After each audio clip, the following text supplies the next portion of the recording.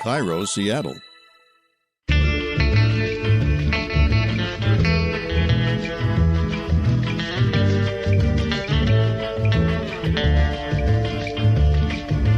I'm Rachel Belle, and this is Your Last Meal, a show about famous people and the stories behind the foods they love most.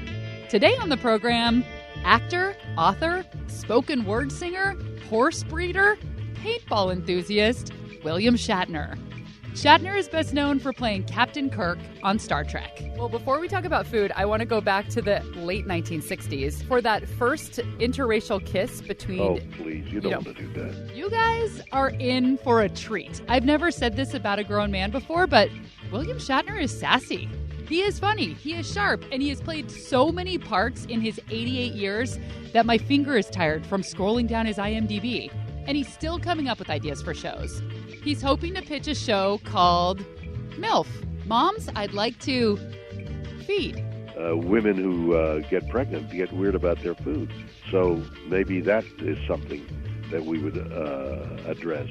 There is, of course, a cliche that women crave all kinds of strange things when they're pregnant. But research done by psychology professor Dr. Julia Hormes shows that the whole pickles and ice cream thing is actually a myth. Pregnant women that we interview in our studies are actually saying, sometimes I feel pressured to tell people, some crazy combination of foods that I'm eating when really I just am continuing on as I did before I got pregnant. It's a fascinating interview about the science and cultural influence of cravings. And have you ever had Mexican sushi before? Have you ever heard of Mexican sushi? It is a specialty of Sinaloa, Mexico, and it's actually pretty hard to track down in the United States. There is one Mexican sushi restaurant in Washington State, and I took a field trip to Sushinola in Kent, Washington. Inside there's chicken, shrimp, carne asada, and then you got also cream cheese. We use a lot of cream cheese and avocado. We use the chipotle sauce and the eel sauce. All of this is coming up.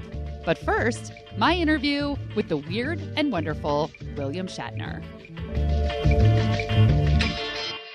Morning. Good morning, William Shatner. How are you? Really good. How's the quality of sound? Not a speakerphone, but just easier that way. It would sound much better if it wasn't on speaker, though, and we're always going for that.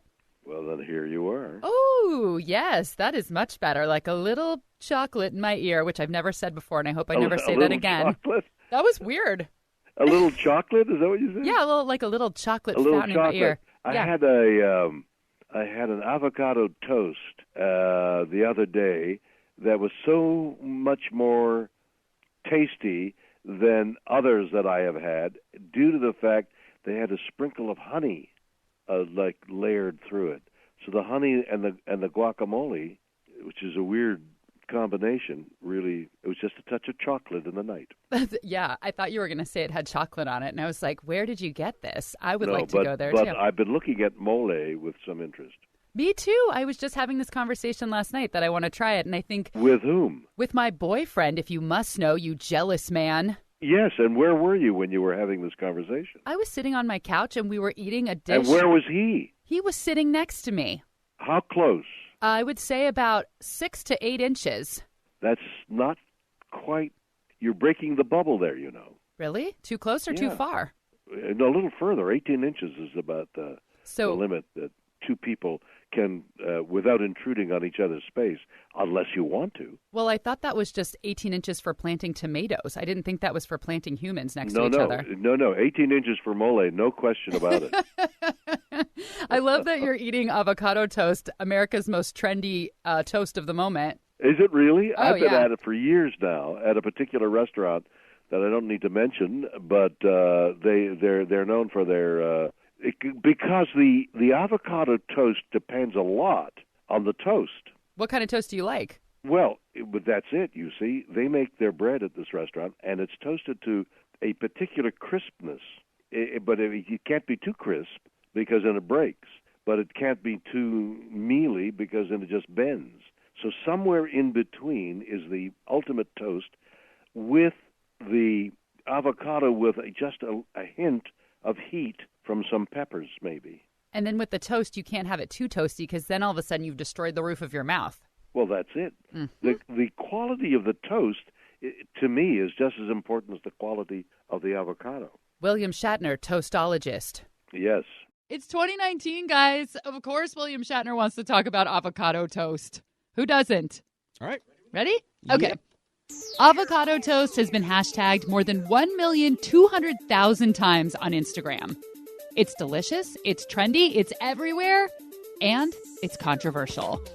Culinary curmudgeons wonder why anybody would pay $15 for avocado that's been artistically fanned over toasted artisan bread at a trendy cafe when you could simply smash avocado on toast at home.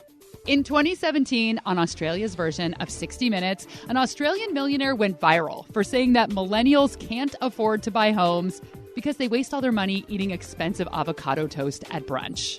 And no one seems to be able to agree on who invented it. Australians say avocado toast was created in Australia. Californians say it originated in Los Angeles. But then Mexicans were like, we've been eating avocados for 10,000 years, and somebody definitely smashed one up and smeared it on a tortilla at some point. According to the website Brit & Co., bread arrived in Mexico in the 1500s, along with the Spanish colonizers. And putting buttery avocado on bread is a pretty common sense combination that they're sure occurred. But as far as the Instagrammable avocado toast served in trendy cafes today, that prize just might go to Australia. Mari Uyahara wrote a big piece for Taste on tastecooking.com. And she says an all-day cafe in Sydney called Bill's is where it all started.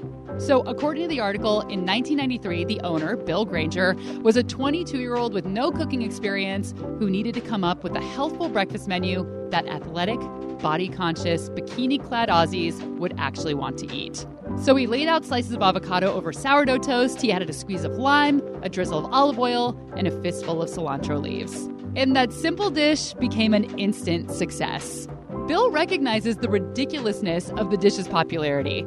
He says he included a recipe for avocado toast in his 1999 cookbook only to fill up empty space. He says he was actually embarrassed by it at the time and acknowledges that avocado toast is hardly a recipe at all. But in the end, it was neither the United States or Australia who really invented the concept of putting creamy avocado on bread. Like I said earlier, avocados are from Mexico, and tortillas are a form of bread. Taste says the Aztecs thought of avocados as a fertility fruit. So the Spanish word for avocado is aguacate, which is derived from the Aztec word for testicle. They think this may be the case because avocados grow in pairs on trees. I am loving this fact. And they were known as aguacates until 1915, which is when the California Avocado Association renamed them avocados. Okay, break time. When we come back, William Shatner reveals his last meal, and in the third act of the show, I read that you were conceptualizing a show called MILF. That's right. What would that show be about? Shatner reveals all when we return. Ta-ta.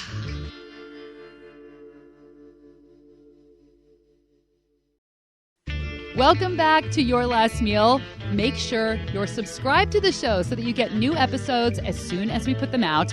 And follow along on Instagram. We're at Your Last Meal Podcast. And if you listened to my Rainn Wilson episode, which came out about a month ago, and you desperately wanted to try the amazing Israeli hummus from Aviv Hummus Bar that we talk about, sorry, I keep saying it all weird and slow like that, I went back again this week. It was insane. I posted some real pretty pictures of their pillowy pita and their otherworldly hummus. Go to our Instagram page and check it out. And if you're in the Seattle area, William Shatner is coming to speak on June 10th. Stick around to the credits to learn more. All right, back to the show. The time has come to find out what William Shatner wants for his last meal. That avocado thing sounded really good. I'm a real sushi aficionado. I really love the simplicity and yet the complexity of Japanese cuisine. On the other hand, Mexican cuisine is taking its rightful stage in the world, and a great Mexican, we were talking mole and avocado and rice and beans, and I mean, a sophisticated Mexican cuisine is really good and healthy. What's your favorite dish right now? I'm going to go, I haven't had breakfast. And I'm thinking, where do I want to go for lunch? I'm thinking Mexican, but sophisticated Mexican with an expert's touch. And since I don't know too much about mole, I might like to try a little chocolate in the night. Everything's coming full circle for us. I know. Full circle is where it's at, my dear. William Shatner wants sushi and Mexican food for his last meal. But we already did a mole episode. Mole Poblano was Oscar-winning director Guillermo del Toro's last meal. He directed The Shape of Water and Pan's Labyrinth, and you can go back and listen to that episode. But when Mr. Shatner mentioned sushi and Mexican food, I immediately thought of Mexican sushi. Now, I have known about Mexican sushi for approximately, a month. I read an article in Eater that was written by my friend Naomi Tomke about a Mexican sushi restaurant in Kent, Washington called Sushinola. And I learned that Mexican sushi is a very, very rare thing in the United States. Sushinola is the only place in Washington that serves it, and then there are a couple restaurants in Arizona and in Southern California. The sushi is made with rice and seaweed, like you might expect, but that is where the similarity to Japanese sushi ends. These rolls are stuffed with carne asada, imitation crab, fried shrimp, all in one roll, and cream cheese is a starring ingredient in every roll. I drove down to Kent to chat with Ana Yancy Reyes, who co-owns Sushinola with her mom and sister. We're from Sinaloa, and the sushi started around on the 2000s. We don't really call it over there Mexican sushi. We call it more like Sinaloense sushi because it's more like in the part of Sinaloa. There's other parts of Mexico they don't really know the sushi. How did it come to Sinaloa? So I guess this Asian guy came. He was making sushi there, but he was making Japanese sushi. And then there was this guy. He's like, oh, I want some carne asada on my sushi. So they started putting carne asada, and they're starting adding more stuff to it. And then over there, we don't really eat raw stuff. We pretty much eat everything fried and cooked. Yep, nothing is raw. And to really make their point, the entire roll filled with cooked ingredients is then rolled in tempura crunchies and deep fried. The thing with Mexicans, when they think about sushi, they think about raw sushi, raw. And me, I don't eat raw either. So they would be like, oh, no sushi, I don't eat sushi. And I would be just try it, And now I have friends that they love it. Oh, this is so different. Everything is cooked and more because of the cream cheese. Yeah. The rolls are big. They're cut into about 10 pieces and topped with zigzags of homemade chipotle sauce, sweet eel sauce or pico de gallo, and a few rolls are covered in melted cheese. Oh, yeah, that one, the quesitos roll. Inside, it got spicy Tampico, it got avocado, and it got cream cheese. And on top, we put grilled cheese. So there's just a bunch of melted cheese on the top of the rolls? Yeah, it's this one right here. What kind of cheese? We use pepper jack cheese. And what does it come with on the side? Put carrots on the side, and then the chile güerito is like this pepper, but it's not too spicy. You will grab a bite of the sushi and then a bite of the chile. So that one's filled with cheese and topped with cheese. So is it just kind of melty, oozy, squishy in your mouth? Yeah. The other one that we have it out is the jalapeno roll. That one's pretty good. Inside, we got shrimp, steak, avocado, cream cheese. And then outside, we get more cream cheese, Monterey Jack cheese, bacon, and jalapeno. So you can eat with chopsticks, but my plate of sushi came with a fork, which Ana Yancy said is how most people in Sinaloa eat their sushi. And I had the cielo, mar, y tierra roll, which translates to sky, sea, and earth. So you have the chicken, which represents the sky. You have the imitation crab and the cooked shrimp, which represents the sea, and the carne asada, which represents the earth. Oh, and of course, the fourth earthly element, cream cheese. Cream cheese is everywhere. And if you ask for it, you can get the special soy dipping sauce. When you go to the Japanese restaurants, they'll have soy sauce, but it's too salty. So we made a new one, and we use soy sauce. We put lime in it and also orange juice. It tastes really good. It is really good. The zingy lime and the slight sweetness from the orange juice really does mellow out the salty soy sauce. And the lime is almost necessary because you're trying to cut through cream cheese and meat and a deep fried crust. It actually is perfect, and I kind of want to add lime to my soy sauce from now on. But if you're looking for ginger and wasabi, you're not going to find it here. Instead, there are at least 6 different kinds of Mexican hot sauce on every table. Although Anayansi says Mexicans don't traditionally use hot sauce on their sushi rolls. I mean, why would you do that? Why would you put hot sauce on your carne asada sushi roll? It's there for the rest of the seafood-focused menu.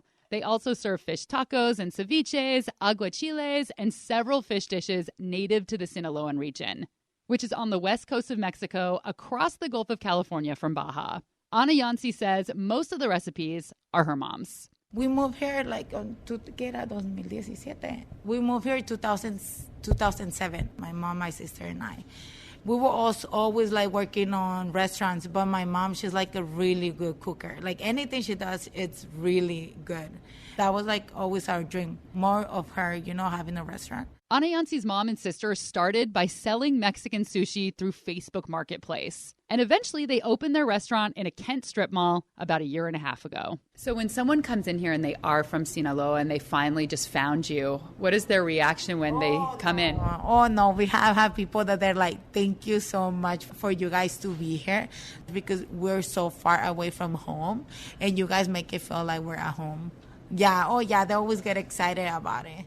Okay, so I tried one of the rolls and I was surprised that it actually tasted like sushi because it's full of all of these Mexican ingredients. I mean, it doesn't taste like raw fish, obviously, or traditional Japanese sushi, but because of the rice and the seaweed and maybe because of the tempura crumbs, it tastes more like sushi than it tastes like Mexican food. We're going to take a quick break, but when we come back, more with William Shatner. Who knows what he'll say next? Nobody knows.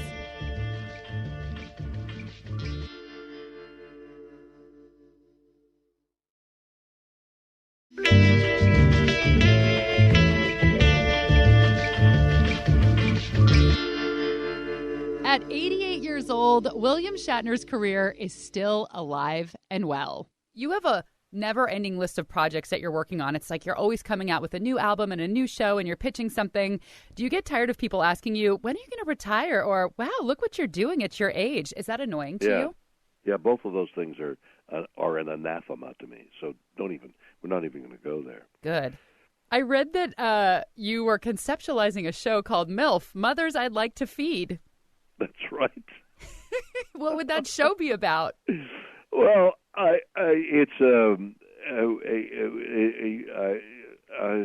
about to say something that wouldn't look good in print. Perfect. Yes, Mothers I'd Like to Feed is the title of a cooking show that we're kind of organizing and trying to sell. I've gotten both positive and negative reaction. What would it be about? What do you mean, what would it be about? You'd cook something and a mother would eat it and enjoy it. Okay, whether she likes it or not. Well, I mean, if she was lactating, we'd feed her something else. Well, I'll tell you, I have a dog right now. I have 2 Dobermans at home. One is a female, and she's in heat, and I mean really in heat. Today, tomorrow, and I don't want her bred. We've got a male dog at the house as well. So she's gotten weird about her food, and I guess women who get pregnant get weird about their food. So maybe that is something that we would address in MILF. Well, if I may suggest a spin-off show, MILF, Mutts I'd Like to Feed, all about pregnant and in-heat dogs. I'm available to work on the show with you. Very free. Well, you're available to work. Yeah. Okay. We'll work something out. Okay, perfect. All right. There's a lot to sift through in what you just heard. But what I'm going to focus on is pregnant women have wacky cravings, which is a story that's completely embedded into American culture. When I have a friend who gets pregnant, one of the first things I ask them is, what cravings are you having? What have you been wanting to eat since you got pregnant? But Dr. Julia Hormes, professor of psychology at the Albany State University of New York, published a study about cravings, specifically looking at pregnant women. And the findings are fascinating. I think that it's such a cliche. Pregnant women have crazy cravings, like pickles come up a lot and strange combinations of food like pickles and ice cream and peanut butter. So what have you found in your research? Pregnancy cravings are real. The majority of American pregnant women report food cravings. They just tend to not be caused necessarily by anything that's happening in the body during pregnancy. It's more psychological and actually cultural factors. And then you mentioned that pregnant women crave crazy combinations of things. We have not found that to be the case in our research. The pickles and ice cream actually is pretty rare. Turns out that pregnant women in the U.S. tend to crave the same things when they're pregnant that they tend to crave when they're not pregnant. And that tends to be the pizza, ice cream, French fries, cookies, chocolate, candy, those types of foods, not necessarily the crazy combinations. We don't find much evidence for that. Dr. Hormes says cravings are actually a very American thing.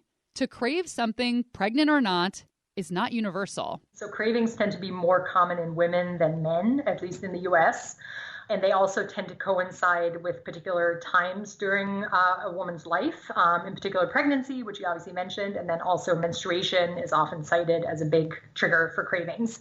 And so because of that, people kind of focused on the obvious explanations, right? It must be something related to hormones. Maybe it's some nutritional deficits or a nutritional need that the embryo, the developing embryo has that's satisfied by these cravings. Or the sort of third explanation is there's something kind of reinforcing in the craved food, some sort of, pharmacologically active ingredient that's activating or energizing, and that causes cravings.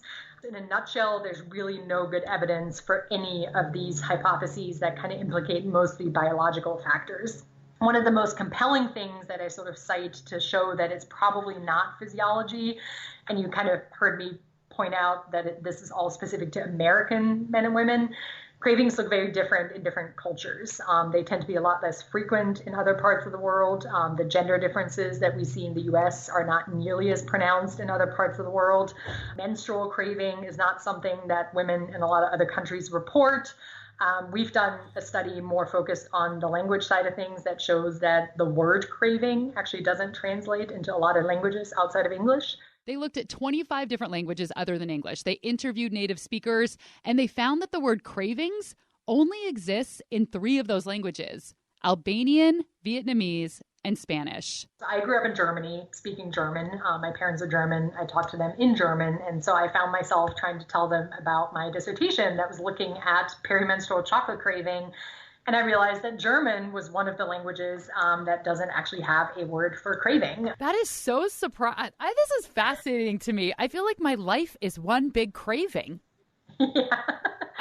Yeah, and again, it doesn't mean necessarily that people who live in those cultures don't experience cravings. I think it just speaks to sort of the importance and the meaning that we attribute to those experiences. So I always say growing up, I never heard a woman talk about craving chocolate perimenstrually or during their menstruation. That was something I didn't encounter until I moved to the U.S. So growing up, do you remember having cravings? No. And to this day, people always assume that I crave chocolate, and I don't. I love this because I think most people, including myself, would assume that it's just a human thing. It's really interesting to hear that it's very American. Yeah, definitely. Very American. So pregnancy cravings we do see in other cultures. We've actually written on this, but the types of foods that women in other cultures report craving during pregnancy tend to be very different. So they're often not the high calorie, high fat, sort of quote unquote forbidden foods, but they're more often the sort of traditional foods of that culture that have some sort of symbolic significance in terms of fertility or, encouraging healthy growth in the child. So the types of foods that women crave during pregnancy also are very strongly influenced by culture.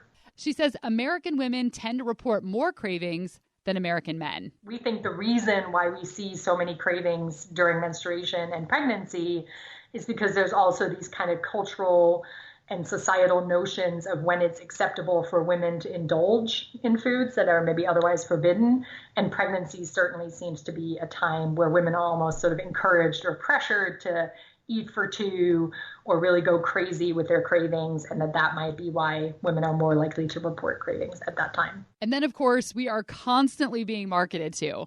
American advertisements tell us what to crave. They tell us we need a big, juicy burger right now.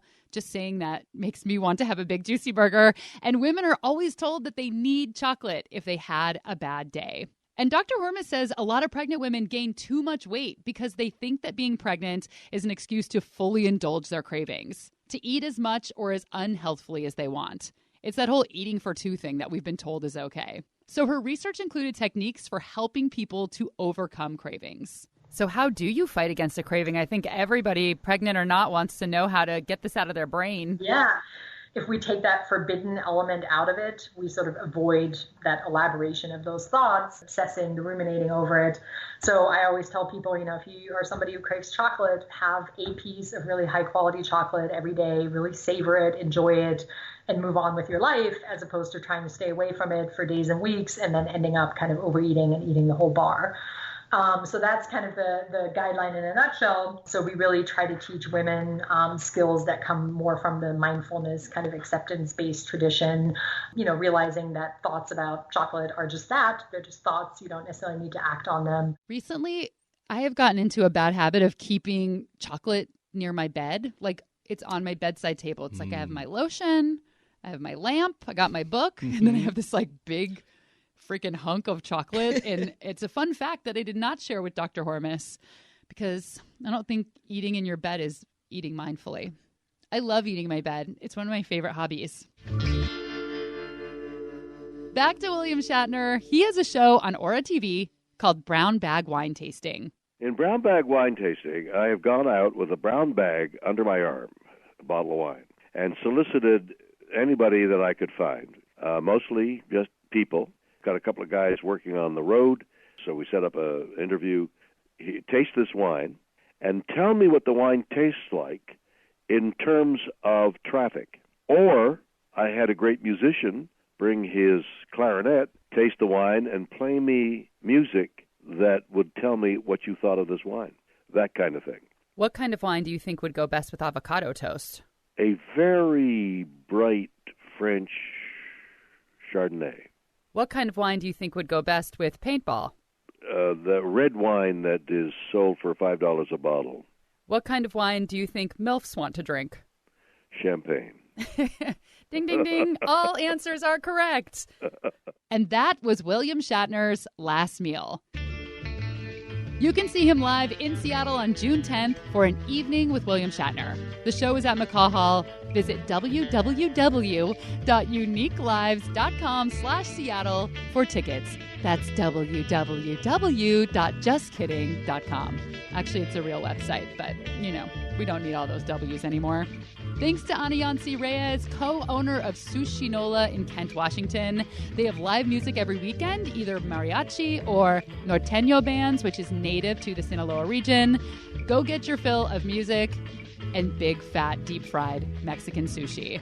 I love mariachi. I was watching your face. I knew something was exciting you. That is very exciting. I'm going. Okay, go. Bye. Bye. And special thanks to Dr. Julia Hormes, professor of psychology at the Albany State University of New York. Don't tell her that I eat chocolate in my bed. This episode was produced by Laura Scott and me, recorded by Aaron Mason. Our theme music is performed by Prom Queen, who is up in Seattle this weekend. Coincidentally, she's performing at the Neptune Theater with the True Loves. Get your tickets. There are still a few left. Make sure and subscribe to the podcast. Follow along on Instagram. We're Your Last Meal Podcast. I'm Rachel Belle, and this is Your Last Meal.